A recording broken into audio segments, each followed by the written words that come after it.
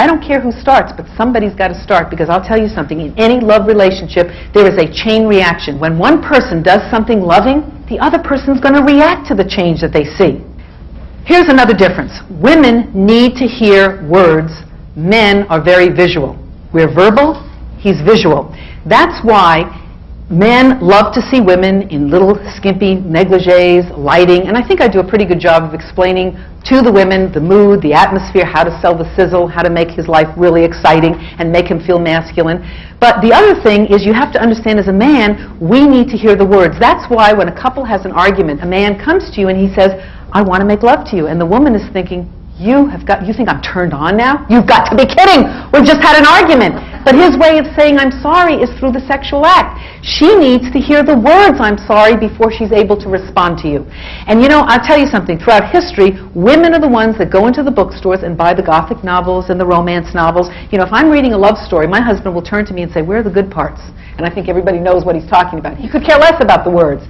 And, you know, for the woman, we want to see these words. They mean so much to us. Another difference is, men enjoy making love in the morning. A woman enjoys making love in the evening. Now, there's a reason for it, because our hormone level is at the highest level in the evening. His is at the highest level in the morning. That's why men wake up with an erection. So now, nobody told me this, you see, because I'm the kind of person, when we first got married, I can't even breathe in the morning, let alone respond sexually, okay?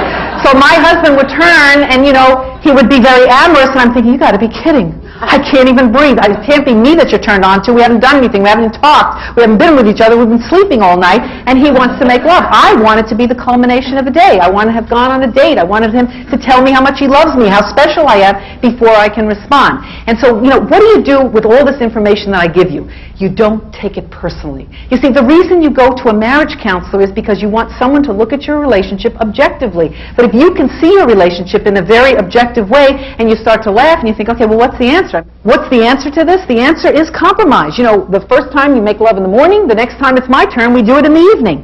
There's another difference. Do you know that after a couple makes love, a male produces a chemical that makes him fall asleep? A woman produces, I know it's a joke. This is a real joke. It's grand design. Let me see how tough I can make it and see if you can still stick it out. A woman produces a hormone that makes her wide awake. So guess what? After we make love, we want to cuddle, we want to talk, we want to relate. We want you to tell us how much you love us, and you're snoring. You see? And so we look at this person snoring and saying, I'm nothing more than a sexual object. All he did was use me, and now he's going to sleep. You know how long it's going to be before I let him have a little again? Yeah, a long time. But you know what? That's not what he's trying to give you. That's not the message he's sending. His body is different than yours. Now, if you have this information, you know that sleepy feeling only lasts for 45 seconds, and then it passes. So if you have this information, guess what? You keep going for 45 seconds. But what you do is, if you can last for 45 seconds, talk, do whatever, and you don't do that all the time, but you realize, okay, listen, for the last couple times I've allowed him to sleep. Now he says, you know what, I'm going to be up with her now and give her what she needs. But if you don't understand what each other is looking for, how in the world can you give that other person? Because you're only going to give them what you need. This woman is going to be talking, and this poor guy's going to be saying, I just spent a half hour with her, we made love, why can't she shut up and just go to sleep? You see? And you think she's doing this to you. She's not doing it to you. You replace her with another woman, she's going to do the same thing. Replace him with another man, he's going to do the same thing. Snore, every single one of them. Every man, or every woman that gets, 5, 6 husbands, there he is, snoring again. Oh my gosh, there he is. Well, of course, they're all going to produce that chemical. So all you can do in this world is keep trading, for another person. You might as well stick with the one you've got. Here's another thing. A man reacts immediately. A man can see a wonderful, beautiful figure, and he gets excited. It takes, now don't get depressed, men, 30 to 60 minutes for a woman to get aroused. 30 to 60 minutes. I tell women the difference, or the men, is it's between a microwave and a crock pot. Okay? The man is the microwave, the woman is the crock pot. Or you can look at it, the man is a pile of dried leaves and the woman is charcoal. Do you know how the pile takes a fire, a match, and that pile of dried leaves goes up immediately? Do you know how long it takes to get that charcoal going? But let me tell you something, men, that once the charcoal is going, it lasts longer. So there. But the fact is that we're different, and if you don't understand the differences, you're going to keep taking it personally, saying he's doing it to me, or she's doing it to me, and you're not doing it to each other. This is who you are. Let me tell you why women are more inhibited than men. When we were growing up, I'm sure that in your family, just like mine, your parents sat you down and gave you a very open, loving, caring talk about sex, right? Yeah, right. We learned from a friend of a friend, a bathroom wall, or a dirty magazine. That's where we got our sex education. So in our minds, sex is dirty, it's filthy, it's disgusting, it's not something we're going to talk about. Now, if you take any little child, if a little boy goes up to his parents and goes like this and starts pointing, what does the mother say? Eyes, nose, mouth, ears, and then if he points down there, ding-dong, weenie, pee-pee, thingamajig. I'm sure you could add to it. My brother had a Schwanzela because it's a German one. They didn't have penises and scrotums, they had little nicknames. Now why? Because we're so uncomfortable with the human body. Now, at least they had something.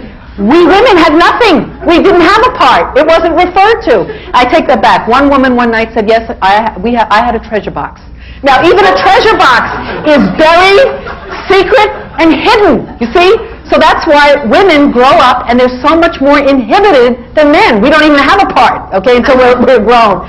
Now, understand this. If a man is really a good teacher, he is going to teach this woman how to enjoy sex, how to appreciate her body like he does. He's so much more comfortable with who he is and his body. That's what he's going to give to her. And I really believe in every relationship, one is the teacher, one is the student. Now, if the woman is really a good teacher, she's going to teach that man patience, kindness, tenderness, and understanding, because if he doesn't have that, she isn't going to respond. So the very traits that maybe he needs to live successfully in the world, which are strong, and take charge, he can't do that in the bedroom.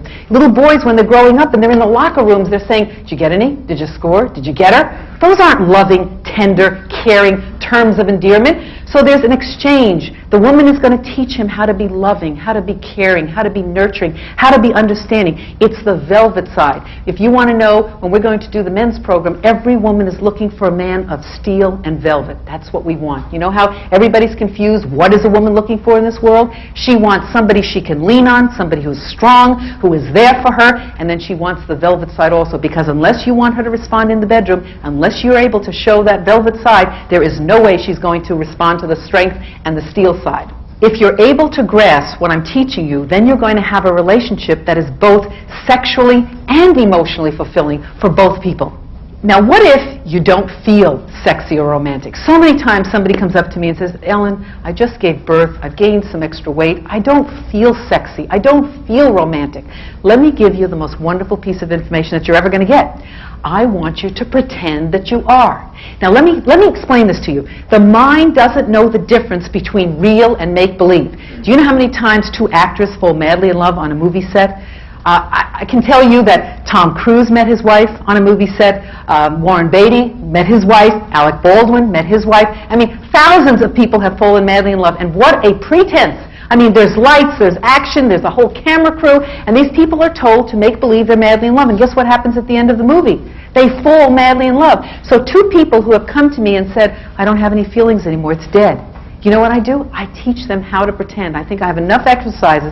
Even here, if there's a couple that came this morning and you're not feeling very loving, let's just say, and it's the action. Again, if you're not feeling loving, you're sitting further apart, you're not looking at each other, there's no touching. I would take a couple that says, we don't feel anything anymore, instead of philosophy, and instead of theory, instead of talking about how their parents and what they did in their background, you know what I would say? Put your arms around each other. Sit close.